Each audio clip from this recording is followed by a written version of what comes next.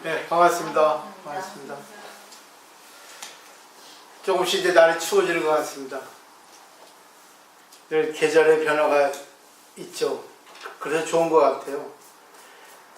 변화가 없는데 변화가 있다 하는 그런 말이 있는데, 이 변화가 있는 그 근본은 변화가 없죠. 변화를 일으키는 그 근본은 변화가 없는데, 그 변화가 있는 거는 또 이 자연의 이치에 걸맞는 변화가 없는 것에서 변화가 있는 것으로, 이 가치 두 가지가 하나의 자연의 법칙이라고 볼 수 있어요. 그러니까 변화하지 않는 것과 변화하는 것 두 가지를 잘 알아야죠. 이게 바로 인생의, 이 세상에 있는 최고의 진리, 평등과 차별이거든요. 오늘도 전신법요를 통해서 한번 그 이치를 한번 찾아보세요. 표현하는 법은 다르는데 전부 내용은 같아요. 오늘은 교재 171쪽에 황덕 스님께서 배우에게 법을 내리는 건데, 저번 시간에까지에 있어서는 모든 게 존재하지 않는다, 모든 것이 구별되지 않는다, 부처가 어디 있고 중생이 어디 있고 성문연과 보살이 어딨나, 전부 일승이다. 근데 그 일승도 억지로 말하는 거지, 모든 것은 실체가 없다. 근데 인간의 마음 따라 실체가 생긴다. 실체가 생긴 것은 각기 다른 존재로 존재하고 있지만 근본에 있어서는 그것이 아무것도 없다. 결국 존재에 있는 것에 대한 그 초월을 얘기하고 있어요. 걸리지 말라 그거 아니겠습니까? 또 오늘 171페이지 네 번째 줄부터 되는데, 그 전 앞줄에서는 큰 버림, 중간 버림, 작은 버림 이렇게 했어요. 근데 우리는 중간 버림, 모든 게 중 정도면 될 것 같아요. 너무 잘해도 안 되고 너무 못해도 안 되고 중간만 가면 되는 거죠. 미국에서는 젠틀맨 C라고 하는 말이 있습니다. 젠틀맨, 신사는 C 학점을 받아야 된다는 거죠. A, B, C, D, F 학점이 있는데 중간에 C. 모든 거는 잘할 수 있어도 중간으로, 못하는 정도면 안 되니까 중간 정도 가려고 애쓰고, 그러다 보니까 너무 서둘지도 않고 너무 게을르지도 않고, 참 최고의 진리 같아요. 네 번째 줄을, 다섯 번째 줄을 보면, 크게 버리는 것은 마치 촛불이 바로 정면에 있는 것과 같아서 다 미혹될 것도 깨달을 것도 없으며, 또 중간 버림은 촛불이 옆에 있는 것과 같아서 밝기도 하고 어둡기도 하고, 또 작은 버림은 마치 촛불이 뒤에 있는 것 같아서 구동이나 함정을 보지 못한다. 그러므로 보살은 마음이 허공과 같아서 일체를 다 버린다. 과거의 마음을 얻을 수 없는 것이 과거를 버린 것이고, 현재의 마음을 얻을 수 없는 것이 현재를 버린 것이며, 미래의 마음을 얻을 수 없는 것이 미래를 버린 것이니 이른바 삼세를 함께 버렸다고 하는 것이다. 여기까지를 보면은 크게 버린다는 것은 마치 촛불이 앞에 있으니까 얼마나 내가 밝게 보겠어요. 그러니까 혼출이 깨닫는다는 거겠죠. 그렇기 때문에 어느 것이 잘 보이고 안 보이고 없어요. 결국은 이거는 자기 마음이 모든 것에 구애되지 않고, 그리고 있는 그대로 자기라는 것이 있으면서 있지 않은 것. 항상 저는 자기 중심을 버려라, 상대 입장이 되라, 전체 입장이 되라. 그러면 전체가 보이고 상대가 보일 것이다. 이런 표현을 잘 씁니다. 그 다음에 중간 버림은 촛불이 옆에 있는 것과 같아서 밝기도 하고 어둡기도 하다. 옆에 있으니까 내가 있는 위치에 따라서 잘 보이는 거는 잘 보이고 잘 보이지 않는 것은 잘 보이지 않죠. 그러니까 중간이라는 거죠. 그러니까 저는 이 중간 버림이 참 좋아요. 인간이기 때문에 지극히 인간적. 근데 이것이 이제 조금씩 성장이 되면 크게 버리는 것과 같은 경지에 오르게 되겠죠. 그다음에 세 번째 작은 벌이면 마치 촛불이 뒤에 있는 것 같다. 그러니까 뒤에 있으니까 그림자 등지고 있어서 촛불이 안 보이죠. 촛불이 안 보이는 게 아니라 촛불의 빛을 받지 못해서 사물이 보이지 않죠. 그러니까 언제나 자기 중심에 가득 차 있다는 거죠. 이 자기 중심이 문제입니다. 항상 자기는 자기가 옳다고 생각하고 자기 입장만 생각하고 자기에게 맞는 것만 택하려 하고 자기에게 맞지 않는 것은 택하지 않아요. 그러니까 조금 잘못된 거죠. 그러므로 보살은 마음이 허공 같아서 일체를 다 버린다. 일체를 다 버린다는 것은 주관객관을 다 버린다는 거죠. 근데 이 버린다는 것은 이 다 버린다고 해서 없어지는 게 아니라 다 버리는 것과 동시에 다 얻는다는 거란 그런 뜻이에요. 같이 있어요. 버림으로써 얻는 겁니다. 그래서 자기를 크게 죽이면 크게 얻는다는데 크게 죽이질 못해요. 항상 자기 입장. 사람이 그러잖아요. 대화를 해도 통하는 사람은 그래 고마워 그렇게 말해줘서 받아들이는데 너는 그렇게 말하지만 내 입장 대봐. 이거는 중생이에요. 이거는 공부하기가 어려워요. 세 번째 작은 버림이죠. 항상 보면 내 입장 대봐 그럽니다. 그 자기 입장에 대한 서운한 점, 하소연하는 거죠. 그것도 틀린 건 아니에요. 근데 그거는 너무 자기 입장만 생각하죠. 자기 입장만 생각하니까 상대 입장도 있다는 것을 모릅니다. 그렇기 때문에 논쟁이 되죠. 그것도 필요합니다. 그래서 보살은 허공과 같아서 일체를 다 버린다. 허공이 싫어하는 게, 받아들이지 않는 게, 허공을 떠난 존재가 어디 있겠습니까? 그 보살은 싫고 좋은 거 관계없고 이익과 손해 관계없고 밉고 이쁘고 또 시비선악 다 버린다는 거죠. 팔풍에 동요되지 않으면 성인이라 했거든요. 8가지 바람. 그 다음에 과거의 마음을 얻을 수 없는 것이 과거를 버린 것이고, 과거 지나갔습니다. 과거를 우리가 추급해서 자기가 자기를 보는 거는 좋아요. 근데 과거에 걸려버리면 안 되기 때문에 과거는 지나갔어요. 그래서 과거는 지나갔기 때문에 과거를 버린 것이라고 그렇게 얘기를 하는 거고, 현재의 마음을 얻을 수 없는 것이 현재를 버린 것. 현재 이 순간도 계속 미래로 이어가거든요. 근데 현재 이 순간에 점을 찍어야 되는데 결국 현재가 제일 중요한데 계속 뭐예요? 현재 진행형 계속 ing로 가라는 거고, 또 미래의 마음을 얻을 수 없는 것이 미래를 버린 것이다. 미래도 현재에 있어서 미래가 열린다 하지만 저는 그렇게 생각하지 않아요. 현재에 대해서도 어떻게 생각하느냐에 따라서 미래는 이렇게도 바뀌고 저렇게도 바뀝니다. 3세 인과경에는 자기의 지금을 보는 것이 과거를 아는 것이고 자기의 지금을 보는 것이 미래를 아는 것이라는데, 이것도 표면 그대로 보면 안 돼요. 자기 지금이 어떠한 상태로 있다는 것은 아무도 몰라요. 자기 지금 상태가 어떻게 정해져 있지 않거든요. 여러 가지 지금의 자기가 있거든요. 자기의 지금을 보고 과거의 여러 가지를 볼 수 있어야 되고, 자기의 지금의 마음 상태를 보고 미래의 여러 가지를 설정할 수 있어야 됩니다. 넓게 생각할 수 있어야 돼요. 그러니까 힌트를 준 것이 부처님 말씀이고 선사들 말씀인데, 그 단면적으로 단정적으로 그거를 자기시로 받아들이면 안 되겠죠. 근데 또 상대의 말에 의해서 자기의 마음을 보는 것이 최고로 공부하는 사람의 그거예요. 딴지 거는 게 아니라, 딴지는 상대의 말에 의해서 자신에게 딴지를 거는 것이 진짜 공부하는 사람의 자세예요. 근데 우리는 상대의 말에 대해서 상대의 말에 딴지를 겁니다. 그러니까 어리석은 겁니다.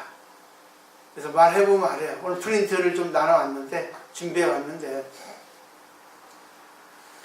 좀 아침에 급히 이렇게 찾아서 이렇게 정리하다 보니까 번역은 못했어요. 그래서 공백을 비워놨습니다. 그 밑에 공백에는 보살님들이 알아서 번역을 하시면 되겠어요. 제가 설명드릴게요. 그 다음에 열애께서 가섭에게 법을 부처하실 때로부터 마음으로서 마음에 전하였으니 마음과 마음이 서로 다르지 않다. 허공에다 도장을 찍으면 아무런 인발도 찍히지 않는다. 그렇다고 물건에다 도장을 찍으면 도장이 법을 이루지 못한다. 그러므로 마음으로서 마음을 찍는 것이니 마음과 마음이 다르지 않다. 찍음과 찍혀짐이 함께 계약하기는 매우 어렵다. 그러므로 그것을 얻은 사람은 매우 적다.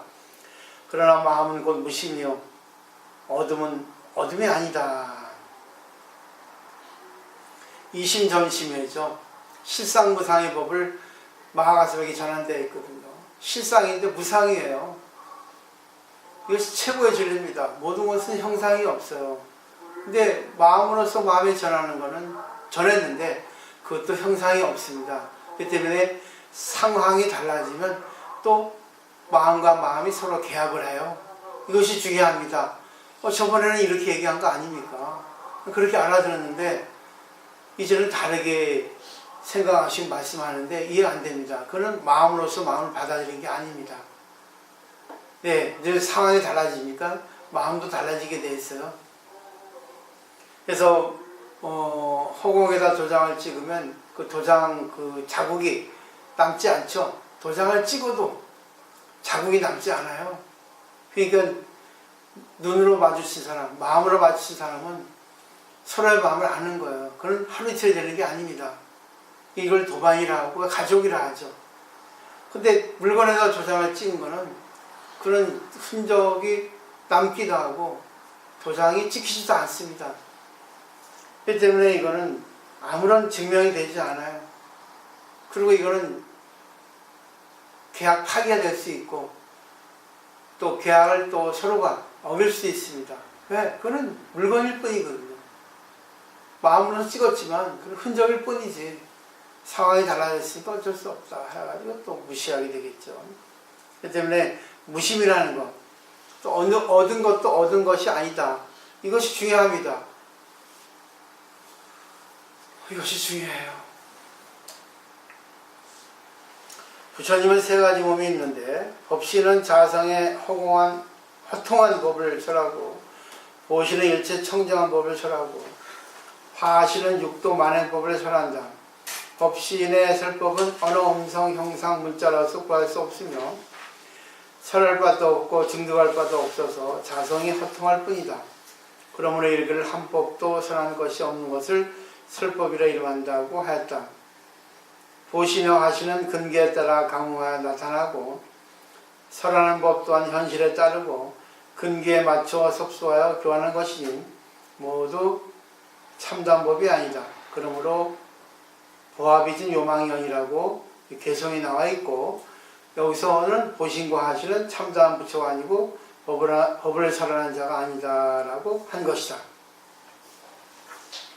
다시 그 단락을 보면 부처님에게는 세 가지 몸이 있는데 법신, 보신, 하신이죠. 근데 삼신일체거든 사실. 근본과 근본의 바탕과 근본의 작용. 그래서 대승 기준에서는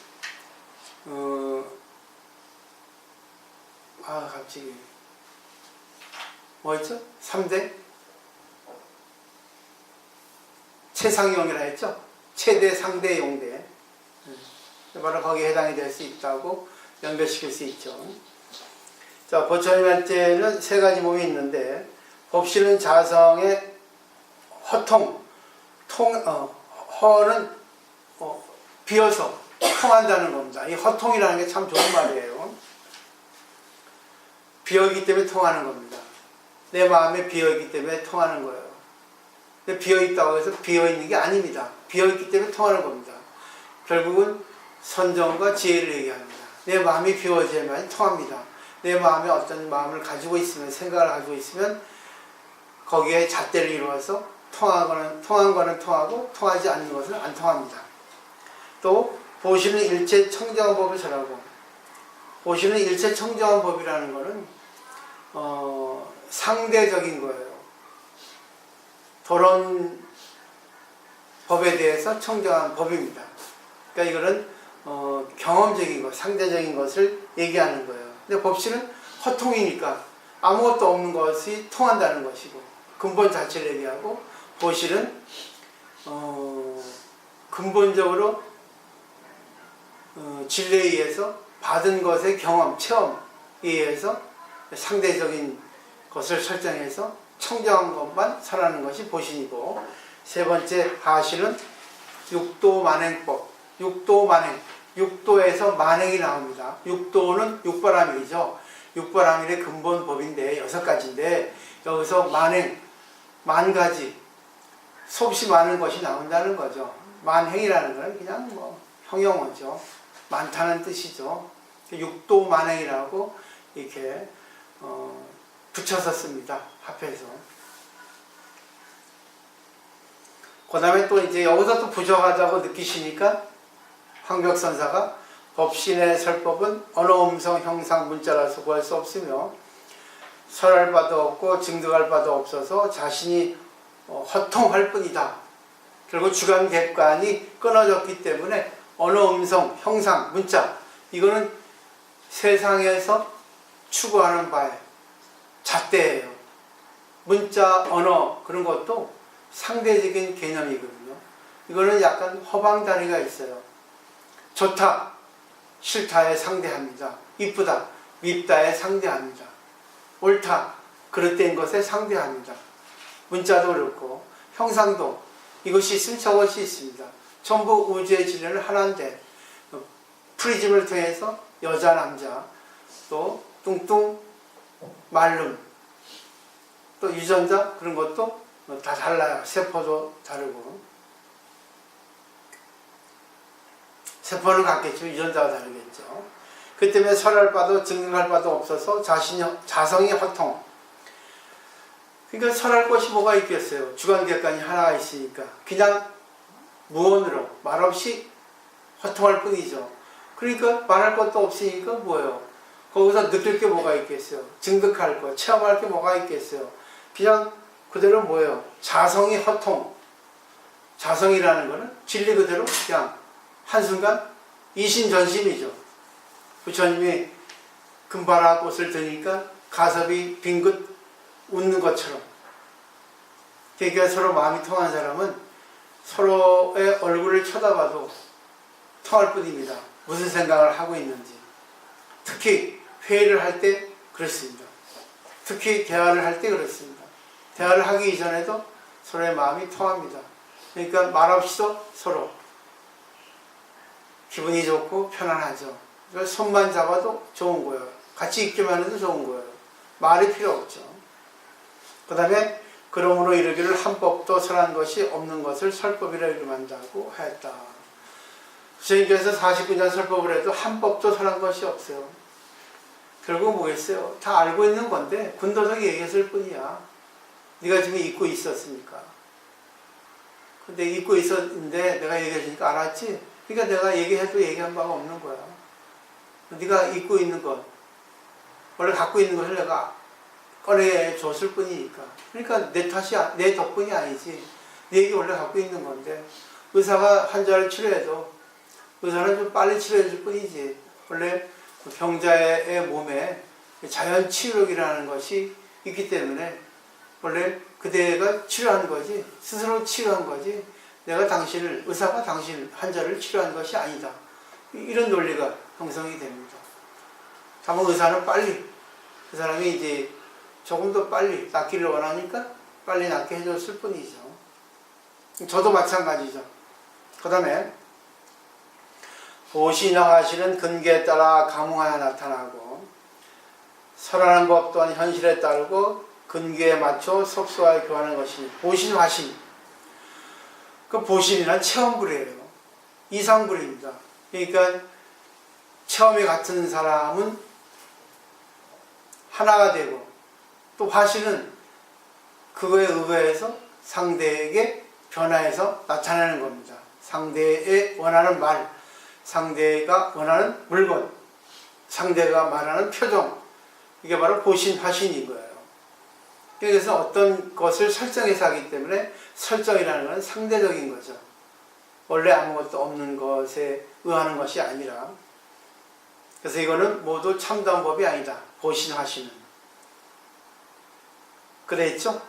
그렇지만 참다운 법을 설하는 것이 아닐 뿐이지 참다운 법을 설하기 위해서는 보신, 화신도 단계적으로 필요하다는 얘기입니다. 거기까지 가야 되는 거예요.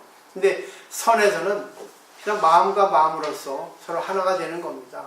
근데 결국 그 마음과 하나가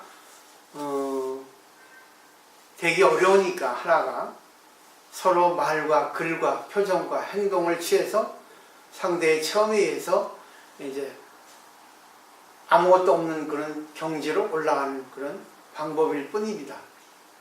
원래는 아무것도 없는 그 상태로 가는 것이 우리가 추구할 바예요. 그래서 이른바 하나의 밝고 정밀한 것이 나뉘어 육합이 되나니, 이거는 능엄경 말입니다. 일정명이에요. 하나의 밝고 정밀한 것이 나뉘어, 이건 불성이라 할 수 있고 법성이라 할 수 있고 자성이라 할 수 있고 공이라 할 수 있죠. 그것이 육합이 된다는 거죠. 육군이에요. 하나의 밝고 정밀한 것은 바로 한마음이고 육합이라는 육군이다. 이 육군은 각각 육진과 화합하는데, 육진은 뭐예요? 색성향 미촉법, 객관 대상, 결국 상대의 색성향 미촉법, 그리고 눈으로 보고 귀로 듣고 코로 냄새를 맡고 귀로 소리를 듣고 또 몸으로 접촉하고 의식이 화합한 그런 가운데 육식을 내서 18개가 된다. 그래서 공식이 삼가 법문이에요. 육군, 육진, 육식 18개입니다. 36, 18. 육군은 자기 주관이고, 육진, 육경은 객관 3개고, 육군, 육진, 주관, 객관이 합해서 18개. 거기에 과거가 형성되는 겁니다. 그래서 내가 눈으로 상대를 보고 이쁘다. 그것이 바로 육식이에요. 밉다. 그것도 육식이죠. 여기서 만약 28개가 어디에도 존재하지 않음을 알면 육합이 하나라 목교, 하나의 밝고 정밀한 것이 된다. 결국 여기서 있게 있는데 이것이 어디에도 존재하지 않는다는 걸 알면은, 내가 지금까지 경험해서 상대가 이쁘게 보입니다. 근데 이쁘게 보이는데 이것이 존재하지 않는다. 그럼 믿게 볼 수 있잖아. 아니지, 완전히 미친 사람을 볼 수 있지 않겠어? 그리고 저 사람이 지금 외롭다고 그런 걸 볼 수 있지 않겠어? 그죠? 실체가 없는 거예요. 근데 저것이 원래 저 사람의 근본에서 그 사람 업에 의해서 나타난 현상이라고 볼 수 있지 않겠어? 그럼 근본으로 돌아가서 본다면 저 사람이 미운 것도 이쁜 것도 실체가 아니잖아. 그러면 지금 미운 것도 실체지만 밉지 않은 것도 아무것도 없는 것도 실체라고 생각한다면, 그럼 내가 지금 밉다고 생각하는 그 감정도 내가 실체가 없지 않는가, 이런 결론이 되겠죠. 여기까지 가야지만 되는 거예요. 근데 그냥 공부 안 된 것들은 미워 해가지고 계속 따발총을 쏴대는 거지. 그것도 진리예요. 그 사람 업이니까. 공부한 사람은 다 받아버려요. 근데 더 이상 안 되면 뭡니까? 확 잘라 죽여버리죠. 그만하라고. 그 상황에 따라서. 공부한 사람은 자유자재입니다. 듣기 싫으면 가버리면 되고, 들어주고 싶으면 들으면 되고, 실체가 없으니까. 참 이걸 깨닫는 게 참 쉽지는 않아요. 근데 공부를 하다 보면 점점 익숙해집니다.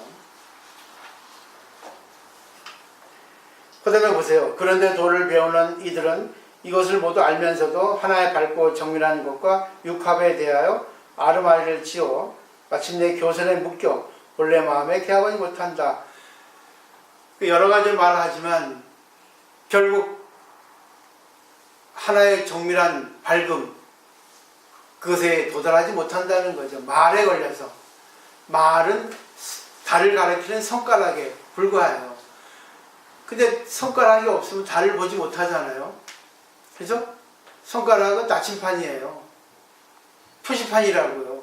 근데 이 표시판은 역할일 뿐이지 결국 목적은 아니거든요. 목적은 달을 보는 거예요. 결국 우리의 목적은 내 분명한 마음, 실체가 없는 마음, 무심의 마음을 아는 것이 목적이란 말입니다. 그렇기 때문에 나타나는 현상에 대해서 걸리지 않고 나타나는 현상을 통해서 자기의 근본 마음을 볼 수 있는, 실체가 없는 마음을 볼 수 있어야 되고, 상대의 실체가 없는 마음도, 무심의 마음도 볼 수 있어야 되고, 그렇지만 또 나타나는 현상에 대해서 그 현상에 대해서 어떻게 고쳐줘야 될까 하는 것까지 가야지만이 진짜 공부를 활짝 할 수 있고 보살의 작용도 할 수 있다는 거죠. 그 다음에 열애께서 세간에 나타나시어 일승의 참된 법을 말씀하시려 하나 그렇게 하면 중생들을 믿지 않고 비방하여 고통의 바다에 빠지게 될 것이며 여기까지 보면은 일승의 참된 법이 아까 하나의 정밀하고 밝은 거예요. 불성이에요. 공이에요. 근데 믿지 않거든요. 왜? 자기는 지금 이런 마음도 있고 저런 마음도 있고 이런 세상도 있고 저런 세상이 있는데 무슨 소리 하고 있습니까? 실체가 없다니요. 아무것도 없다니요. 그게 일승이라 하는 거죠. 이 황벽 단재선사는. 모든 게 일승으로 돌아가거든요. 10가지 마음이 있는데 한 가지 마음으로 돌아가는 거예요. 부처의 마음으로. 부처의 마음에 들어가서 다시 여러 가지 마음으로 나가는 거예요. 그래서 마음법 일기하차하는 겁니다. 마음법은 하나로 들어가는데 하나는 어디로 들어가냐? 다시 마음법으로 들어갑니다. 마음법은 뭐예요? 중생세계, 여러 가지 차별의 세계, 그것이 하나의 세계로 들어갑니다. 공으로, 무심의 세계로, 실체 없는 세계로. 근데 그 하나는 다시 어디로 들어가야 돼요? 중생의 세계로 다시 가야 됩니다. 그게 대승이에요. 그때가 뭡니까? 뭐라 했죠? 백천간도 질일보. 백천에 되는 긴 장대 끝에 가서 공부를 열심히 했는데 거기까지 도달했어요. 궁극점까지 그 더 앞에 나가면 땅떨어지 떨어집니다. 그럼 어떻게 안 그럼 나가겠습니까? 더 하라고 합니다. 다시 밑으로 내려오라고 합니다. 중생을 위해서. 네가 그렇게 공부했으니까 중생을 위해서 열심히 회화해라, 사회 환원해라, 중생을 인도하라, 그런 뜻입니다. 그게 보살이에요. 요즘에 정치인들을 그렇죠? 다 금수도들이 정치인이 된다 하대요. 다 만들어진 것들이라 하대요. 부잣집에서. 정치인 때문에 세상을 편하게 먹고 위에서 군림할 수 있으니까. 흑수저가 아니라 금수저 태생들이라 서민들의 흑수저의 애환을 모른다 하죠. 그러니까는 그냥 탁상공론, 쓸데없는 그냥 지식 남발을 해가지고 저 당파를 이루고 서로를 위해 가지고 어느 것이 진짜 이익이 된다는 걸 알면서도 서로 죽이기 작전을 하죠. 그게 지금 세상의 정치인들이에요. 지식인도 그렇고. 근데 흑수저가 정치인이 됐다면 그렇게 하지 않거든요. 흑수저의 애환을 알거든요. 내가 어렵게 살아왔는데 내가 어렵게 살아와서 공부를 한 이유는 어려운 사람들에게 조금이라도 도움을 낼 수 있도록 그렇게 해주기 위해서 공부를 한 것인데 그런 사람을 위해서 안 한다면 안 된다. 세상은 어려워요. 힘들어요. 정치하기가. 그렇게 하는 사람도 있습니다. 그렇게 안 하는 사람이 더 많지만 그러므로 흙 속에 진주 아니겠어요. 그런 사람이 나오기를 기다리는 거죠. 세상이 바라고 있죠. 신도 바라고 있을 거예요. 시대가 되면 내보내진다잖아요. 보살님도 그렇게 생각하시고 세상을 위해서 빛을 한번 발휘해 보십시오. 크게 하지 않아도 조고각하 자기 주위에 있는 사람들 먼저 구제하다 보면 이것이 언젠가는 폭이 넓어져요. 천천히.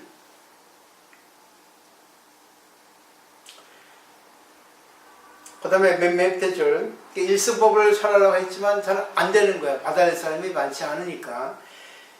그렇다고 전혀 말씀하시지 않는다면 설법에 인색한 간탐에 떨어져 중생을 위하는 것이 못된다고 여기시오.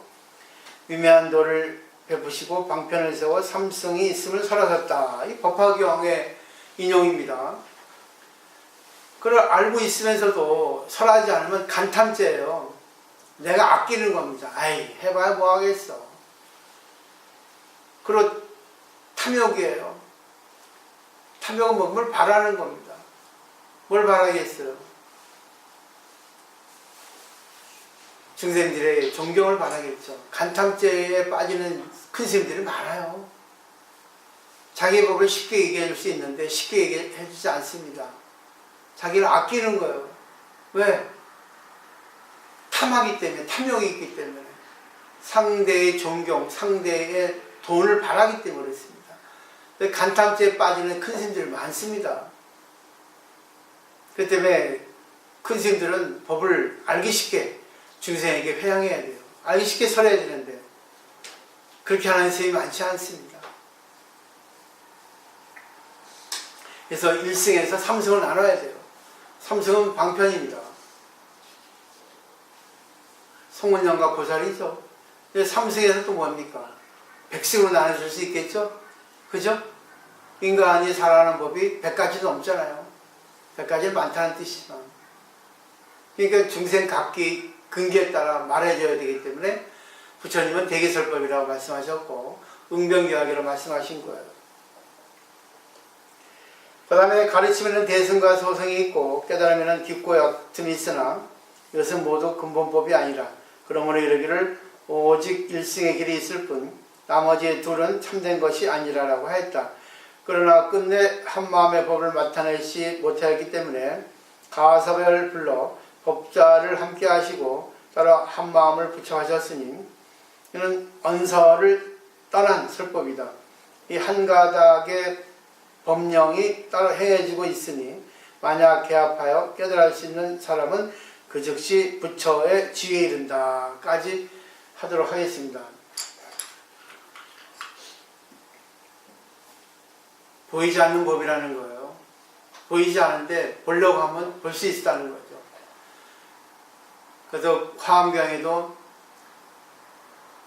눈이 있어도 보지 못하고 귀가 있어도 듣지 못한다 했거든요. 그럼 결국 자기의 경험이 진짜라 생각하고 자기의 경험, 자기 생각으로밖에 사물을 듣고 보지 않으니까 그런 오류를 범합니다. 저 보셨죠? 프린트를 보시면 오늘의 내용과 이해될 거예요. 그래서 제가 아주 간추려 왔습니다. 여러 가지 책을 보고.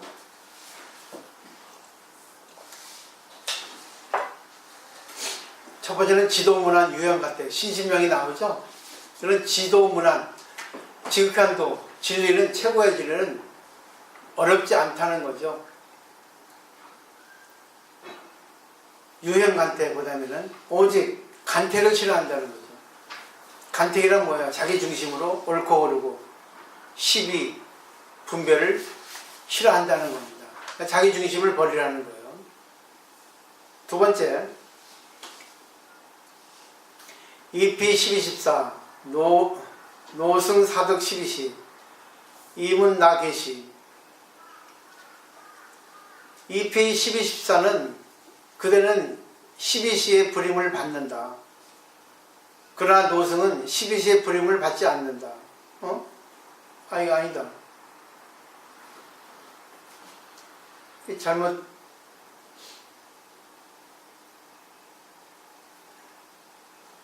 노승이 12시에 불임을 받지 않는다에 되어 있거든요. 그때는 어느 때이냐 그랬겠죠. 알기 쉽게 말하면 중생은 24시간, 12시는 이제 그때의 이제 시간 단위고 지금은 24시죠. 24시간이죠. 그러니까 하루 종일 그대는 시간에 쫓기고 있고 나는 시간을 부리고 있다는 거죠. 그대는 어느 때인가 그랬어요. 우리는 내일 하지 뭐. 아예 하기 귀찮아. 결국은 뭐예요? 시간을 자기가 부려야 되는데 시간을 자기가 뭐 시간을 부림을 당해요. 그래서 시계를 부처라고 합니다. 시간을 진리라고 해요. 시간을 잘 쓰면 돼요. 주어진 시간을 자기가 싫다 좋다고 생각할 수 있지만 거기에 따라서 자기가 응해주면 시간을 부리는 거예요. 근데 그거를 응하지 않고 그냥 자기 마음에 따라 싫고 좋음이 있어가지고 거부한다면 시간의 부림을 받는 겁니다. 시간은 진리죠. 그러면 지극한 도도 진리죠. 근데 결국 뭡니까? 시간을 부리고 시간의 부림을 받는 거 누굽니까? 나죠. 세 번째 월락불이천이라 했죠. 달이 떨어지는데 달이 어디로 떨어집니까? 근데 하늘에서 떠나지 않습니다. 달이 하늘에서 떨어지는데 하늘에 그대로 있어요. 진리는 그 자리에 있다는 거예요. 진리는 영원히 변하지 않다는 거죠. 근데 우리는 진리를 자기 마음대로 변화해서 씁니다. 그것도 필요한데 잘 써야겠죠. 그러니까 진리를 모든 걸 살리는 작용으로 나타내야 돼야지만이 쓰는 거고. 네 번째 일예 제안, 공하 난추. 이건 벽암벽에 있는 거예요. 능엄경에 돼 있죠.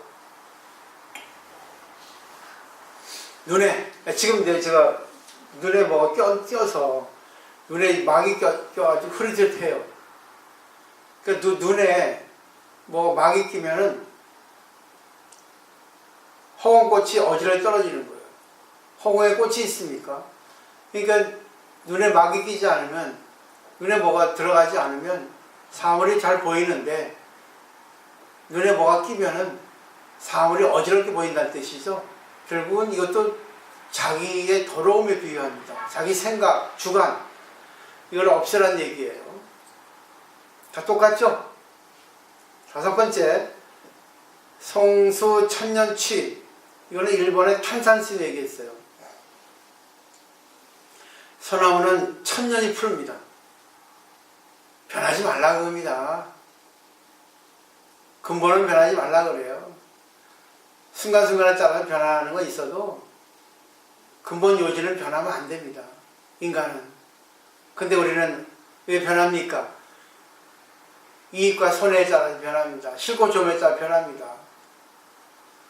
그런 사람 안 만나면 돼요. 그런 사람에 내가 휘둘릴 필요 뭐가 있어. 인연은 수없이 많아요. 그리고 내가 이익과 손해를 바라지 않으면 되는 거예요. 그 다음에 수급불유월. 여섯 번째죠. 일본의 도원선사 전자교원. 전자는 주방을 담당하는 스님이에요. 근데 이건 참 대단히 중요한 역할이거든요. 소임이거든요. 직함이거든요. 우리나라에서는 이제 그 별자라고 합니다. 전자라고도 하고, 중국에는, 일본에도 전자라고. 저도 별자 소임을 봤어요. 별자는 이제 식당에서 스님들 밥을 준비하는 그런 일을 하는 역할이에요. 소임이에요. 근데 물은 급히 흘러가는데 달은 흐르지 않는다는 거죠. 모든 건 빨리빨리 해도 달은 흘러가지 않아요. 결국은 주방에서 공을 열심히 하는 선방 있는 스님들에게 공양대접, 결국 밥이 이렇게 중요하다는 겁니다. 근데 밥을 준비할 때 정말 소중하게 생각하고 준비하라는 거야.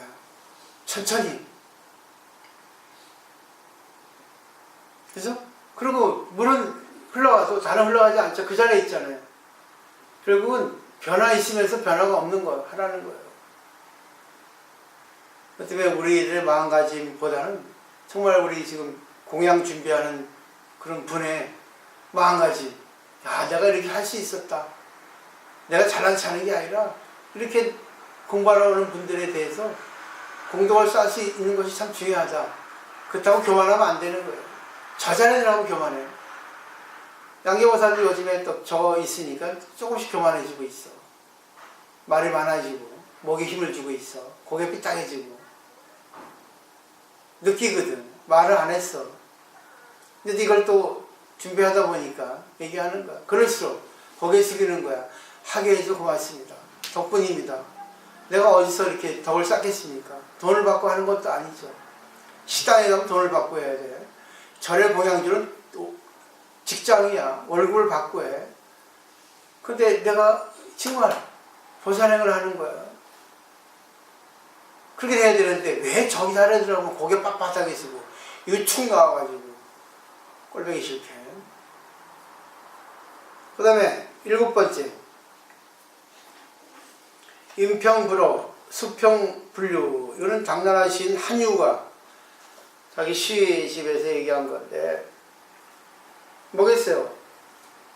사람은 평등하면 말하지 않고 물이 평온하면 흘러가지 않아요.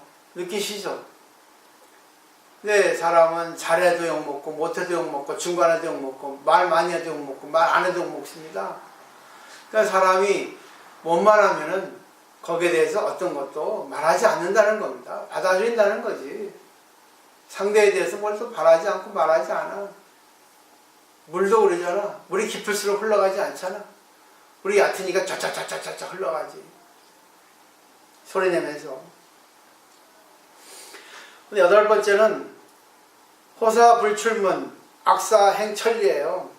좋은 일은 문 밖에 나가지 않고 나쁜 일은 천리를 간다는 거. 이 경덕 전등록에 있습니다. 박강성의 문 밖에 있는 그대 나 참 좋아하는데. 박강성 노래 참 좋아요. 옛날에 여성들의 신곡을 올렸죠. 문 밖에 있는 그대 어쩌고저쩌고.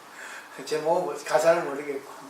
근데 재밌는 게 그 뒤에 이 선어를 가지고 경덕 전등록에 있는 일본의 선해스님이라고 아주 그 서예를 잘하는 스님이 있었어요. 그러니까 이제 액자를 하나 만들려고 좋은 글씨 써주세요 했어.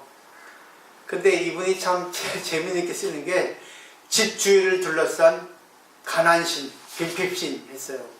그리고 그걸 보고 스님 뭐예요? 가난한 신이 온단 말입니까? 근데 댓글로 뒤에 문 밖에 나가지 않는다. 칠복신. 일본은 칠복신을 얘기해요. 7가지 복신을 얘기하고 있거든요. 어떠세요? 느끼죠? 대꾸죠? 주위에 밖에 나가면 가난한 신이 너무나 많은데 나의 칠복신은 밖에 나가지 않거든. 결국은 누가 복을 부르고 누가 화를 부르겠습니까? 밖에는 전부 재앙이에요. 내가 피곤하게 떠들어대. 이익을 위해서. 자기가 좋아하는 걸 먼저 하기 위해서. 어저께 앞산 갔다 오는데 내려오다가 우리 여기 앞에 도로는 그냥 신호등이 있는데도 꼬리 물기가 아주 자행을 하잖아요. 근데 그냥 쭉 미남 로타리에서 동네 로타리 가는 그 중간 지점에 막 꼬리 물고 막 띵띵띵띵띵 합니다. 근데 그 가운데 열려가지고 그 틈새를 이제 신호가 바뀌어서 지나가는데 신호가 끊긴데 나머지 한 차가 그 틈을 비좁고 가는 거예요. 그래서 참 지독하다. 저런 가운데 뚫고 나가네. 그렇게 내가 참 생각을 했어요. 대단합니다. 그 꼬리 물기가 아주 횡행하는 그 가운데서도 그런 사람 때문에 꼬리 물기가 자양되는데 그 틈을 또 있잖아. 신호 위반까지 하면서도 물고 나가더라고요. 세상이 그렇습니다. 자기는 나가기를 원하고 막고 있는 사람은 그런 사람 때문에 막고 있는 거거든요. 꼬리 물기가 되는 거는. 그 사람이 두 사람이에요. 근데 한 사람입니다. 그죠? 꼬리 물기를 있는 사람은 나는 괜찮겠지 하고 갖다 들이댔는데 신호가 끊기니까 꼬리 무는 거예요. 그 상황을 보면은 자기가 신호 대기를 기다리고 있어야 되거든요. 또 횡단보도도 마찬가지예요. 횡단보도가 있고 횡단보도 있잖아 선이. 근데 차가 밀려 있어요. 그러면 조금씩 가잖아. 그럼 횡단보도가 보이면 멈춰 서야 돼. 그리고 앞에 차가 좀 가서 그 횡단보도 지나가서 차를 댈 수 있는 공간이 있으면 가야 되는데 횡단보도 안에까지 들어와가지고 있는 거예요. 그러다 신호가 끊기면 어떻습니까? 지나가는 사람들이 그 차를 피해서 가야 돼요. 너무나 많아요. 왜 그러겠습니까? 자기밖에 몰라서 그래요. 저는 운전할 때 아주 애편들을 지킵니다. 나는 속도를 좋아하니까 내가 속도를 즐기는 건 마음대로 하지만 또 내가 누구나 옆에 타면은 절대 요동하지 않아. 운전하는 사람은 기본이야. 왜? 운전 못하는 사람은 이렇게 하면 못하는 거예요. 옆에 탄 사람이 가만히 있어야 돼. 요동이 없게 운전해야 돼. 그걸 아는 사람이 많지는 않죠. 있어도 안 지키죠. 그 다음에 여기서 보셔야 돼요. 적연부동심이라고 이런 이제 선어에서 많이 나옵니다. 적연이라는 것은 고요한 거고 부동심이라는 건 동요하지 않는 마음이에요. 근데 이걸 잘못 생각하는 게 많아요. 그래서 제가 조금 부연 설명을 갖고 왔어요. 보시라고. 마음이라는 것은 원래 뭔가를 깨달아 가지고 확고하고 동요가 없어지는 건 아니에요. 그 반대로 뭔가를 고요하게 깨닫는 것으로서 자유자재로 변화하고 작용한다는 거예요. 결국은 뭐예요? 내 마음이 편안하면 뭔가의 작용이 나와야 된다는 거야. 그게 바로 진공묘입니다. 근데 우리들의 마음은 항상 조용하고 혼란하고 산란합니다. 그죠? 근데 그 동요산란 움직이는 걸 멈춰가지고 평온해지는 건 아니에요. 왜냐하면 마음은 죽어있지 않고 멈춰있지 않기 때문에, 움직여 있기 때문에 그렇습니다. 그래서 움직임을 멈추려고 하기보다는 뭔가의 영향으로 불규칙하게 이렇게 움직이는 그런 마음을 고요히 가라앉힌, 이거 중요합니다. 이게 삼매예요. 이게 선정입니다. 그래서 자기의 본래 마음을 되돌리는 것이 중요해요. 자기 본래 마음이 뭐예요? 무심. 한 마음이죠. 본래 심이죠. 그리고 거기서 작용이 나온다는 거예요. 그래서 부동심은 타락에 의해서 오는 것이 아니라 자신의 마음을 평소에 확실하게 억제하고 마음의 상태를 고여 유지하는 것이 되면 자연히 얻을 수 있는 거예요. 그게 바로 부동심이에요. 그 부동심은 움직이지 않는 마음이 아니라 마음이 평온해지면 평소에 그냥 훈련을 해야 됩니다. 그냥 가만히 이렇게. 그래서 명상을 하고 자선을 하라는 거죠. 근데 거기에서 걸리면 안 되고. 그러면 마음이 편해지니까 어떤 작용이 나오게 돼 있어요. 상황에 따라. 10번째, 청산원부동, 백은 자거래라고 되어 있거든요. 오동해원에 나오는 건데, 청산은 원래 움직이지 않아요. 백운은 저절로 움직입니다. 이런 뜻이에요. 이 두 가지가 있어요. 사람이 어떠한 선악, 인간가치가 아니죠. 또 하지 않도록 마음을 억제하면 고는 그 사람에게 도달하지 않는다. 사람은 모든 것을 떠나 마음을 억제하라. 그렇게 하면 어떤 고에서도 해설한다. 두 번째, 마음은 모든 것에서 떠나도록 억제해서는 안 된다. 특히 베품이나 혜택을 주는 마음, 계를 지키는 마음은 억제해서는 안 된다. 모든 것을 억제하는 것이 아니라 악이 일어나는 곳에서 떠나 각기의 경우에 따라 마음을 억제하는 것이다. 이 두 가지에서 어느 게 맞게 있어요? 두 가지 다 맞아요. 어느 게 맞겠어요? 어느 것이 더 낫겠어요? 비슷비슷해요. 근데 차이가 있습니다.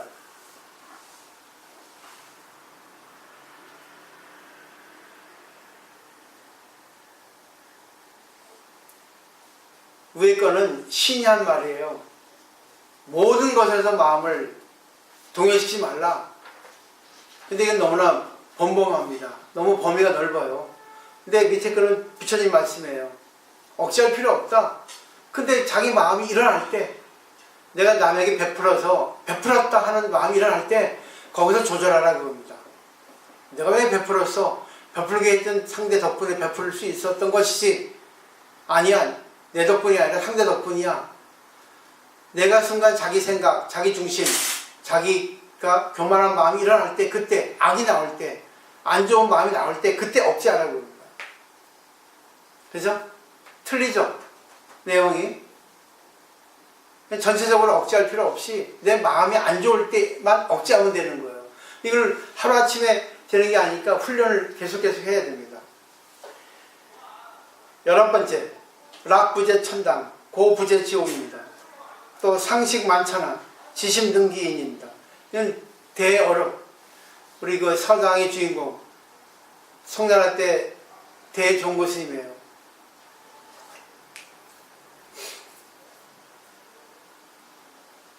즐거움은 천당에 있지 않고 괴로움은 지옥에 있지 않다는 거예요. 아, 기가 막히죠.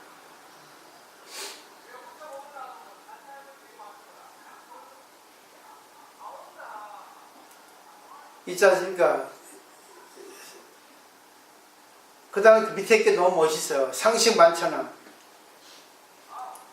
지심능기. 서로를 아는 것은 세상에 널려 있습니다. 근데 진짜 상대의 마음을 아는 사람 몇 사람이 있겠는 거예요. 서로 얘기해도 가면 속에 얘기하는 사람 많잖아요. 진실 얘기하지 않잖아요. 내가 상대의 고통을 털어놔도 고통을 들어줄 수 있는 사람, 자기의 것처럼. 절에서 함부로 있잖아요. 새로운 사람들 이렇게 와가지고 이렇게 뭐 친하게 할 필요 없어요. 저절로 친하게 될 수 있고, 아무리 친하게 해도 친하게 될 수 없는 사람이 너무 많아요. 서로가 이익을 위해서, 자기 편 만들기 위해서 친하려고 애쓰는 거거든. 근데 진실로 마음을 열어놓으면 서로가 각기 생각이 다르고 꿈이 다르고 동상이몽이야. 같은 곳에서 같은 얘기를 하고 있지만 다른 생각하고 있어요, 서로가. 절에 와서 얼마 됐다고 서로 부부처럼 생각을 하고 있고 그러냐 말이에요. 보살님들이 진짜 진실한 마음을 갖출 수 있는 그런 보살이 돼야지 상대의 마음을 알아줄 수 있는데, 그렇잖아요. 난 제일 서운한 게, 난 스님이에요. 그리고 나는 보살도 오래됐어. 근데 얼마 되지 않은 사람하고 나하고 비교할 때 나를 믿지 않는 그것이 나는 너무 웃겨. 너무 진짜 어이가 없어. 유아인 성녀 좀 내야 되겠다. 베테랑에서 어이가 없네. 얼굴이 안 받쳐주네. 승부해야 되는데 어이가 없네. 진짜. 어이없어요, 진짜. 친하게 지내는 건 좋아요. 그렇지만 옳고 그름을, 절에 오면 절의 중심에 따라야 돼요. 법을 얘기하고 법으로 승화시켜야 된다고. 사람이 정을 하지 말고, 정을 해도 마지막 결론은 법이야. 법이 없으니까 이러고 저러고 정으로 얘기하고 서로 그냥 하다가 남욕하다가 끝나버리잖아. 그리고 그것이 또 어떻게 다른 경우에는 또 지가 욕 당하잖아. 이 세상 중생이에요. 절에서 그렇게 하면 어떻게 돼요? 서로 친하고 그러는 건 좋아요. 그렇지만 절에 와서 법을 공부하고 진리를 자기가 느낀다면은 초월해야지. 저를 믿어줘야지, 저를. 근데 나도 잘못이에요. 나를 못 믿게 했으니까. 근데 후회는 안 해요. 그것도 과정에 생각하니까. 저도 많이 배웠어요. 진실로 내 마음을 털어놓을 수 있는 사람. 그런 사람이 과연 몇 명이나 있겠어요. 한 사람이 있으면 성공이야. 그래서 배가 종자기 얘기가 유명한 거예요. 진짜 나를 알아준 한 사람이 있으면 이 세상에 왔다고 해도 더 할 말이 없겠죠. 그렇지 않을까요? 그래서 공자도 아침에 돈을 들으면 저녁에 죽어도 좋다는 거예요. 왜? 돈은 영원하니까. 돈만 알면 됐지. 나머지 것도 필요하지만 또 인연 따라 또 나올 수 있는 거고. 돈만 알면은 뭐가 필요하겠어요. 끄달림이 없는데. 실체가 없는데. 잘 생각해 보세요. 그래서 모든 건 진리의 나타남이에요. 요즘에 진리의 나타남이 여러 가지로 차별되어 있지만 진리를 돌릴 수 있는 그 공부가 돼야 됩니다. 그래서 마지막 결론은 내가 항상 그러죠. 조화를 이루세요. 근데 그 말은 안 듣더라고. 그게 결론인데. 자기에게 좋은 것만 들어.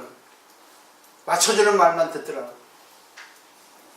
조화를 이루셔야 됩니다. 조화를. 네, 마치도록 하겠습니다.